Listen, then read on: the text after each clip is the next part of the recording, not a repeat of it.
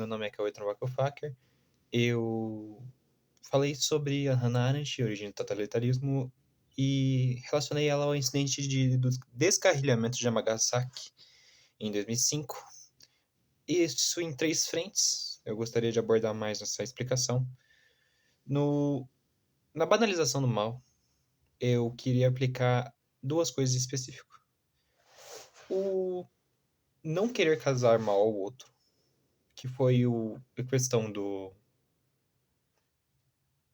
condutor, e o não ter a intenção de causar o mal ou a banalização do mal quanto ao condutor.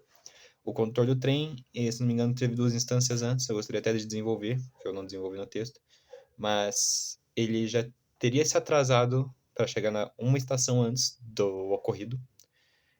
Cerca de pouca coisa, são 30 segundos a 1 minuto, só que para o regime do Japão isso é muito. Ele teria se atrasado nessa hora que ele chegou lá e ele teria passado do ponto 72 metros, o que é inaceitável. Isso no regime de trabalho do Japão, anos 2005, era uma sanção muito grave. E como eu já explicado, sanções são punições. Eles estavam priorizando não tomar punições e ele estava com medo. E um condutor amigo dele da estação sabia dessas punições. Tanto que ele tentou amenizar. Ele falou que o condutor teria passado 8 metros do ponto final. E não teria se atrasado tanto mais. Acho que 34 segundos, se eu não me engano mesmo. E na pressa de não tomar uma punição, na pressa de acabar não se atrasando para o próximo ponto, ele acelerou. Acima do limite permitido. 75 km. O limite era 40. A curva era 40. Uma curva de 40 km, ele teria que ter reduzido antes da curva, o que ele não conseguiu fazer. E ele acabou, infelizmente, acertando um prédio, porque a velocidade estava muito alta, o trem não seguiu os trilhos. E esse foi um incidente. As normas de trabalho do Japão de 2005 e essas sanções eram normais. Para eles, era o modo que a sociedade funcionava. Se você não está no prazo quanto ao regulamento, você é aplicado uma sanção e uma punição. E eles tentavam ao máximo impedir isso, até por causa que os turnos de trabalho no Japão, hoje em dia a rotina de trabalho é diferente, é menor, mas eram de 12 a 16 horas. Principalmente maquinistas. Se não me engano, tem alguns relatos, sabe? Gravações desse maquinista falando perto da meia-noite daquele dia. Que ele falando que entrou pro trabalho. É muito ridículo. Eu queria mostrar que o sistema normalizava essas sanções. Tipo, você fez algo errado, você terá uma punição. E eles não viam nada de errado nisso. O que na teoria não teria, porque você errou. Só que essas sanções criaram um medo no maquinista que fez ele errar, ele ficar com medo de prosseguir. Se ele errasse mais uma vez, ele estava com medo daquela sanção. Por isso ele acelerou. Acelerando, ele causou o acidente.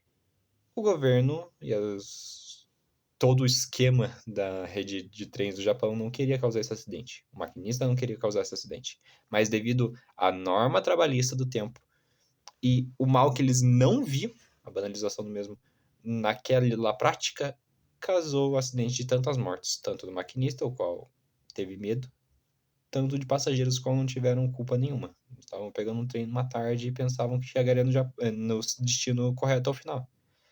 Levando em consideração até mesmo que o sistema de trem do Japão é um dos mais avançados que tem, um dos mais rápidos e mais avançados que tem hoje em dia, nos tempos modernos.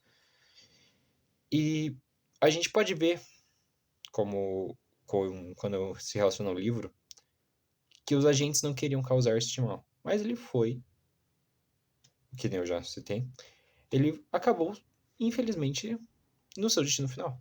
Que é o mal. Destino final. É um trocadilho de mau gosto nessa situação. Creio que, nesse sentido, a mudança do sistema que houve depois, isso foi, infelizmente, abre aspas, por causa que é até um sentido mórbido falar isso, mas um mal necessário, para mostrar para a população que quando se banaliza o mal, ele pode ocorrer de diversas formas diferentes, quando você normaliza regimes de extensa produção, de seja do que for, de extenso trabalho e punições severas, você está propenso a criar um sistema falho. Afinal, após isso, as normas trabalhistas no Japão foram revistas. Punições e sanções como essas foram retiradas. Você pode levar uma advertência máxima, no máximo, como acontece hoje em dia nos trabalhos. Quem trabalha pode conhecer uma advertência no trabalho. E as normas trabalhistas de horário no Japão foram mudadas para diminuir essa extensão e o peso em cima dos maquinistas.